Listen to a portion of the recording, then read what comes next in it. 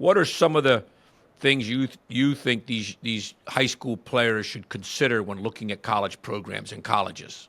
Well, I think the coolest part, not to brag on myself, but having the ability after I graduated to go to 10, 20 plus schools and kind of make these full length documentaries on the UVAs, on the Armies, on the Jacksonvilles. Number one, for my brand, but number two, for the amount of high schoolers that watch those videos and the amount of DMs I've gotten to be like, hey, I committed to Penn State because I watched your video and got to see more of a behind the scenes aspect. Like, awesome. That to me is the coolest part, because when I was coming up, it was go on the visit, and if you don't like it in your 2 days, you got to make a decision.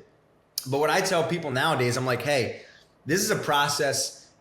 Number one, you shouldn't rush at all. Take your time. The college coach is not going to have a time meter on you. The biggest thing, though, is going to every visit with an open mind. If you go into a visit knowing you're not going to commit, that's truthfully, I think, one of the terrible mindsets you can have. Go in there with an open mindset. Ask all the questions you want to ask. Come prepared. What majors do they have? What do the Saturdays look like? How different is the fall to the spring? What's the offense like? What's the defense like? Because a coach wants to answer these questions for you. The more comfortable you can be on your visit, that's a plus for the coach. So I'm always like, hey, take these visits slow. Take all the visits that you have the opportunity to take. Sit back with your family, make that decision. I think one thing I was fortunate enough with my family is my dad, legendary player at UVA back in the day, 4-time All-American. I visited UVA, Hopkins, and Ohio State, and I remember him sitting me down and just being like, hey, I obviously would love for you to go to UVA. I would love for you to go to Ohio State or Hopkins, but this is your decision. I'm not going to sway you in any certain way. This is your 4 years. This is your school. You're going to call, a current and an alumni for the rest of your life. I want you to make the decision. And that really helped me out. And I think you kind of see a mix of that nowadays, especially in the competitive sport of lacrosse. You have some of these parents that sometimes want it more than their kid.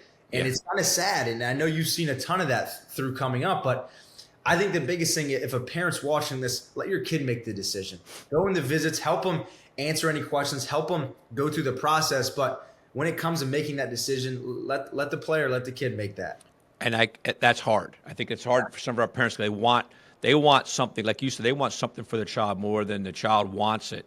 Yeah. And if you steer them in a direction that they don't want to go in, that's a challenge. And I as a father and as a coach, I remember going on visits with my son in particular because I knew all the guys that were recruiting him. Yeah. And my real challenge was to get the hell out of the way, to back up. Like on walks on campus, like I found myself separated with the head coach and me just talking. I'm like, I got to get the hell out. Oh, stop. I would turn and walk around and say, son, you get up there. Your dad, I'm sure knowing your dad, he handled it really, really well. Yeah. That's a challenge for parents, is to get out of the way. Yeah. And I think for you and similar to me, we have this background in this sport. So we kind of have a good feel, right? You're taking a step back, you're letting your kid take the visit. And same with my dad. But some of these parents where it's kind of first generation lacrosse for them, they don't really know how to react. Maybe they just went to school and do the Greek life thing and don't really have that aspect of Division I athletics. And I think that's the true test, is a parent that really doesn't know. Any parent that's been through it with an older sibling or played themselves kind of knows the game plan. But some of these new parents, it's tough for them to not blur the lines. Yeah. Some of the more difficult conversations I've had is when I have meetings in my office with mom, dad, and the player. And I've done this probably 4 times in how many years I've been doing this, is where I'm sitting there and I know the dad is a dealer. He's a deal maker. Yeah. And he's viewing this as a deal. Yep. And that he wants to be in charge. And so my first thing is, one is,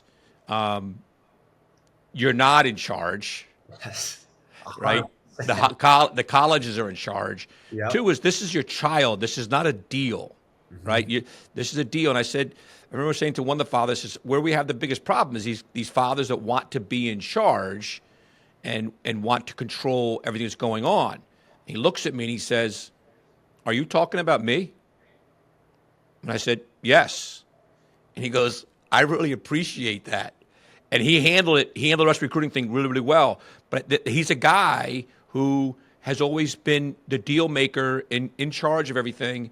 And with your child, it's one, you're not in charge. And 2 is, it's your son's or child's opportunity, that it's about them, not about what you want. Because we talk about with our parents that The kid's going to look at what he wants in college, and the mom and dad are looking at what they think the player needs in college, and they're not always the same, right? 100%. And I think I was very fortunate enough, again, with my parents, they kind of stay in the background, which is great because, I mean, I've heard, there's a lot of situations where some of these schools don't take the student because their parents are kind of these helicopter parents where I've had that conversation. If I'm recruiting this kid, I'm essentially recruiting the mom and dad because I know I'll be getting phone calls from these parents. Correct. And that's not what a college coach needs. They have so much on their plate. So I think it's that give and take where as a parent, ask the questions you want to ask. But if your kid commits there and once he steps on campus, you cannot call the coach. I think that's an ultimate no-no.